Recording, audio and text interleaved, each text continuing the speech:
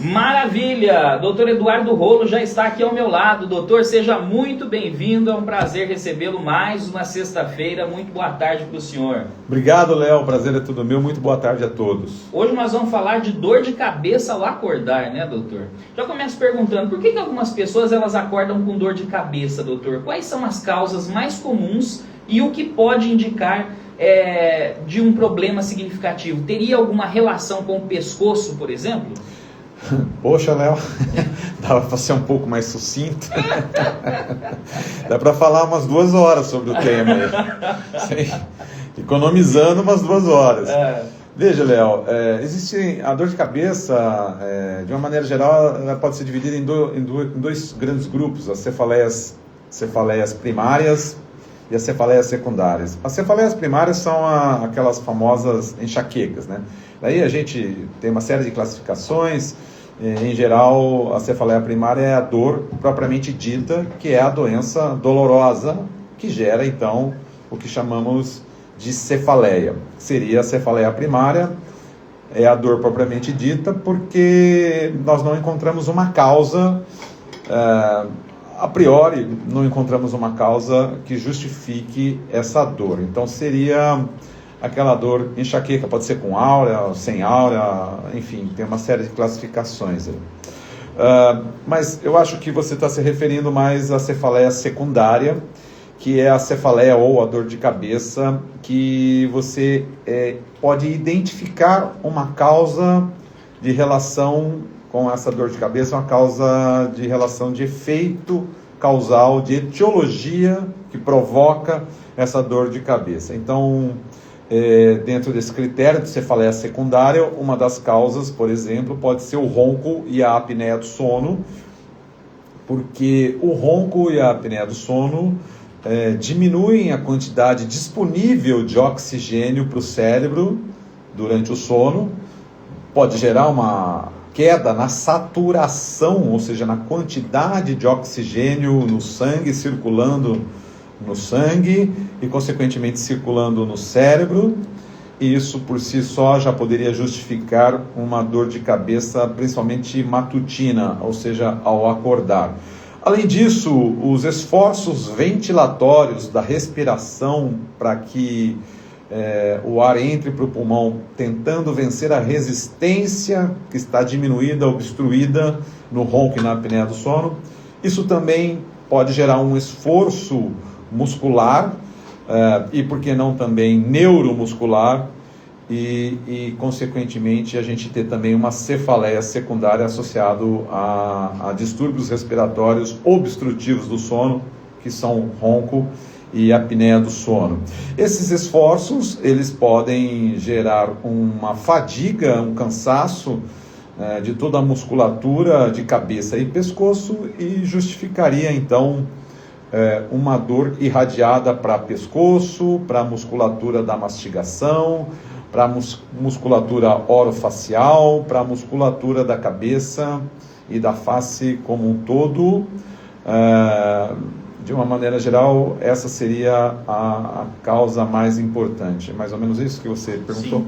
Agora, doutor, como que o sono fragmentado ou a apneia do sono, elas podem gerar dor de cabeça e outros desconfortos físicos ao longo do dia?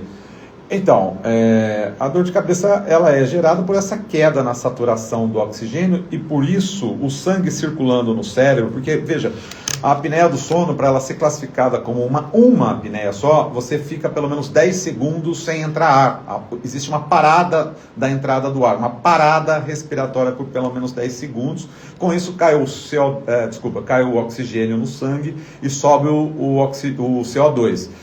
Nesse sentido, o cérebro acaba sofrendo essa consequência e aí justificaria-se, então, uma dor de cabeça relacionada ao evento respiratório, aos eventos respiratórios, porque você não faz um só, né? Você faz mais de 5, mais de 10, mais de 15 eventos de parada da entrada do ar, de parada respiratória por ronco e apneia do sono, por hora de sono. Então, no dia seguinte, ao acordar, você pode experimentar, então, uma cefaleia secundária por essa queda na saturação do oxigênio sanguíneo. Além disso, Veja, a musculatura acessória da respiração, peitoral, diafragma e musculatura acessória que promovem uma pressão na caixa torácica, para que essa pressão promova ainda uma pressão negativa para o fluxo do ar vencer a resistência que está acontecendo na garganta, na orofaringe, que está relaxada e fazendo obstrução à passagem do fluxo aéreo.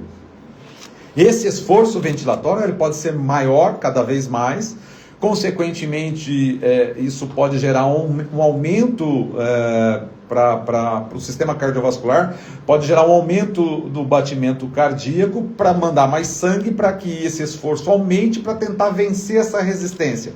Além da hipertensão que pode vir a partir daí, porque esses eventos acabam acontecendo todas as noites e, consequentemente, esse processo se torna crônico.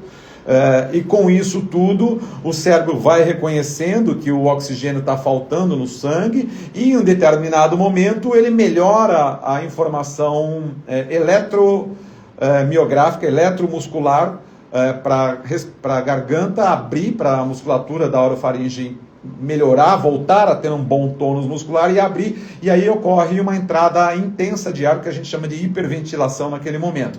Ao fazer esse evento, você está indo do sono 1, sono 2, sono 3 ou sono REM, esse é o ciclo do sono. Então, por exemplo, você está no evento de sono 3, indo para o sono REM, e esses eventos respiratórios acontecem nesse momento. Aí, o cérebro mandou a informação para a garganta, porque ele percebeu a alteração gasosa, oxigênio e CO2, a gargantinha melhora o tônus e abre e entra bastante ar. Você hiperventilou, o CO2 cai, o O2 se normaliza, mas o seu cérebro desperta do sono. O cérebro desperta, não necessariamente você acorda, entra em vigília e percebe que está dormindo num quarto ou em qualquer lugar onde você esteja. Não, você você volta para o ciclo anterior ou anteriores ao sono que você estava fazendo. Ao fazer isso, você estava, por exemplo, do sono 3 para o sono REM, ou do 2 para o 3, e você volta do REM para o 3, ou do REM para o 2, ou do 3 para o 1. Isso superficializou o seu sono. É isso que nós chamamos de fragmentação do sono. É essa quebra por não completar aquele ciclo correto para ir até o sono REM, completar o sono REM e voltar novamente ao sono 1. A gente faz esse tipo de ciclo, sono 1, sono 2, sono 3, sono REM, de 4 a 6 ciclos por noites dormidas, entre 7 horas e 8 horas dormidas. Então, ao fazer essa quebra e sempre superficializar, você fragmenta o seu sono, e essa fragmentação gera dor de cabeça, por todos esses esforços, por essas mudanças gasosas de oxigênio e CO2, gera hipertensão, porque você acelera o coração, a hora que hiperventila, você desacelera o coração, taquicardia, bradicardia, taquicardia, bradicardia. Isso gera um evento, uma pressão para o sistema cardiovascular.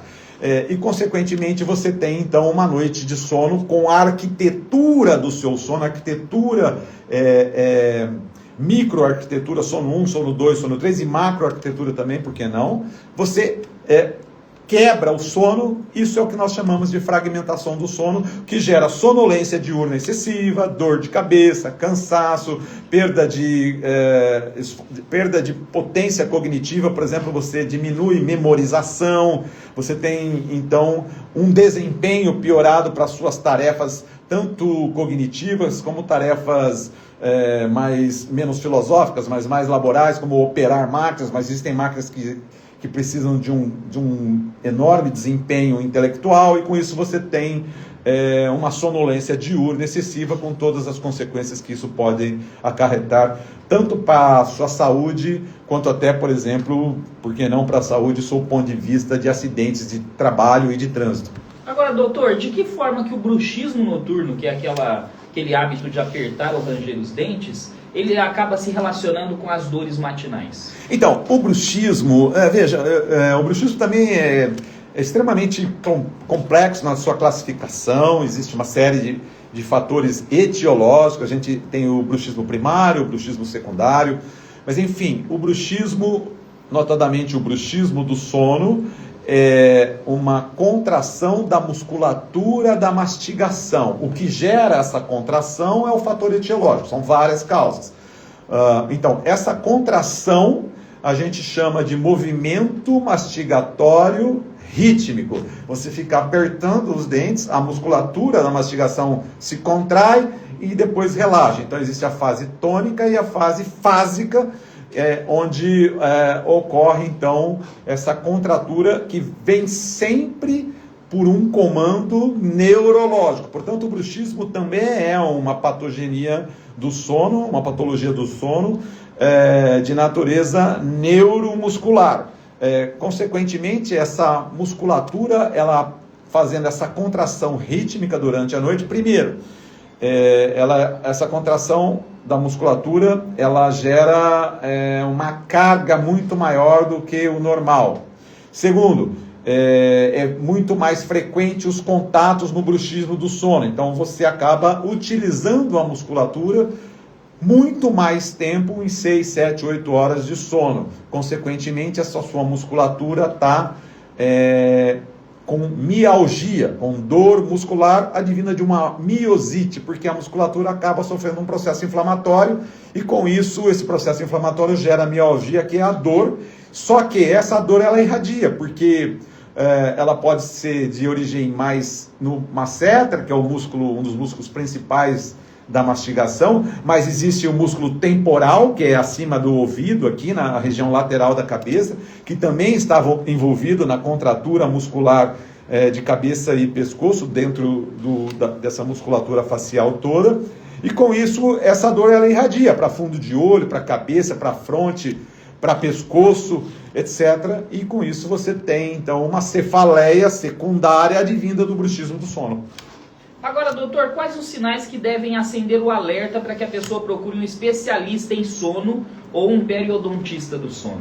Olha, o especialista em sono, o sinal de alerta, médico, dentista, esses são os grandes especialistas, porque sem inferiorizar nenhuma outra opção, todas são importantes, mas quem trata realmente ou é o médico dentista ou é o dentista do sono. Nós é que podemos intervir e tratar, quer seja com as terapias que nós temos, o arsenal terapêutico é vasto, pode ser medicamentoso, farmacológico, pode ser com os aparelhos que nós temos disponíveis.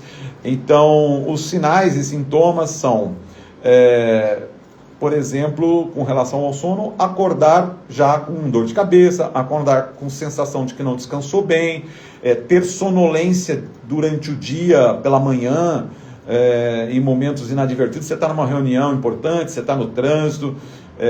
Isso são fatores que devem ser investigados, são os principais que acendem o sinal que deve ser investigado. Sob o ponto de vista de periodontista do sono, se você tiver dor na região de dentes, na região, ou mesmo cefaleia, dor de cabeça ao acordar de manhã, se você tiver desgaste dos seus dentes, se a sua gengiva mudou de posição, se ela retraiu, né? As pessoas entendem como retração gengival, né? Se a gengiva subiu ou desceu, né? Então isso são sinais e sintomas. Por que sinais e sintomas? Porque é aquilo que o profissional identifica e aquilo que o próprio paciente compreende como um problema, porque sente ou enxerga. Então isso é sinal e sintoma. Dessa maneira, se você tiver dentes desgastados, dores nos dentes inexplicáveis, assim, mesmo dores mais simples no sentido de que não precisa de muita coisa para doer, você toma algo um pouco mais frio, e não estou falando de doença cárie, nada, estou falando de apertamento dental, bruxismo, que gera retração, isso pode expor dentina e gerar dor. Então, esses são os principais fatores. Agora, doutor, para a gente encerrar, existe tratamento odontológico com placas ou aparelhos que possam ajudar a melhorar o sono e reduzir essas dores matinais? Sim, veja, as placas são indicadas para bruxismo do sono. Evidentemente que a gente não trata bruxismo do sono apenas com placas oclusais, existem alguns tipos. A gente trata bruxismo do sono dependendo da etiologia do bruxismo, de uma série de arsenal. A gente usa uma série de formas de tratamentos dentro do arsenal terapêutico que a gente tem. Inclui as placas oclusais, inclui compreender como que essa mordida faz o apertamento, isso é importante, entender se esse bruxismo está fazendo desgaste dental, se está fazendo desgaste músculo-articular, se está desgastando a ATM, a articulação, se a articulação tem dor ou tem pelo menos barulho ao abrir a boca ou ao exercer a principal função mastigatória. Então, a gente pode usar a mão das placas, do arsenal farmacológico, de suplementação, que eu não abro mão, de fazer o paciente voltar a dormir melhor, faz parte, e o manejo completo das causas desse bruxismo, entendendo esse bruxismo, inclusive trocando medicações que geram bruxismo.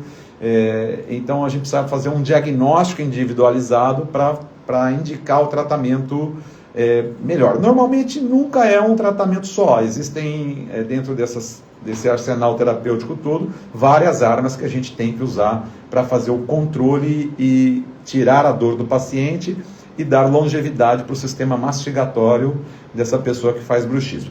Já no caso dos aparelhos, são os aparelhos intraorais para ronco e apneia do sono, que é o que o especialista dentista do sono tem que estar apto, saber indicar o melhor tipo de aparelho, saber conduzir a cinemática de regulagem desse aparelho, que é um tratamento altamente eficaz, desde bem indicado e desde bem controlado, e dentro de um exame do sono, que também serve para bruxismo do sono, chamado de polissonografia. Então, se você está fazendo uso de um aparelho intraoral, sem ter os números, sem estar olhando para a sua macro e micro arquitetura do seu sono, que é definido pela polissonografia, para dar o diagnóstico preciso do que está acontecendo, por exemplo, da fragmentação do sono, como a gente comentou, da quantidade ou dessaturação do oxigênio sanguíneo, do número de apneia de sonos, etc.